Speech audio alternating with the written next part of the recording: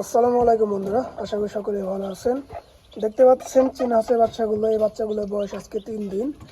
তো প্রথম দিন এরা কিছু খায় না, হাঁটাচলা করে এবং শরীর শক্তি যোগায়, এবং দ্বিতীয় দিন থেকে মোটামুটি খাওয়া শুরু করে। এদেরকে যে পানি দিয়েছি, এরা পানিটা বেশি খায়, পানিটা বেশি পছন্দ করে।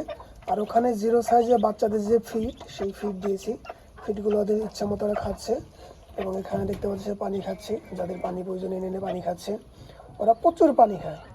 এই চীনা হাঁসের বাচ্চাগুলো প্রচুর পানি খায়, এবং ক্ষুধা লেগেছে অনেকক্ষণ ধরে, আসলে কান্না করতেছিল, কিন্তু আমি জিনিসটা খেয়াল করিনি।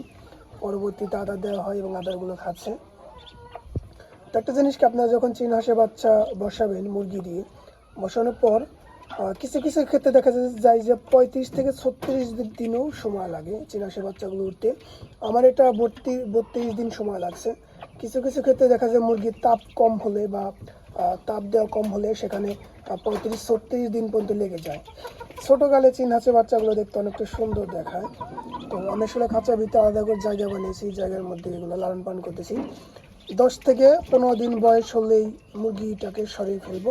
তখন ওরা নিজেরা এখানে একাকি থাকবে, কারণ তখন যদি মুরগি রাখি তাহলে অনেক প্রবলেম ফেস করতে হবে।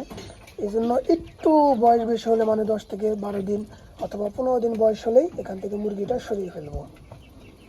তো প্রথম অবস্থায় এক মাস এখানে এভাবেই লালন পালন করবো চীনা হাঁসের বাচ্চাগুলো। এরপর এখান থেকে অন্য জায়গায় সরিয়ে নিয়ে অন্য জায়গায় লালন পালন করবো।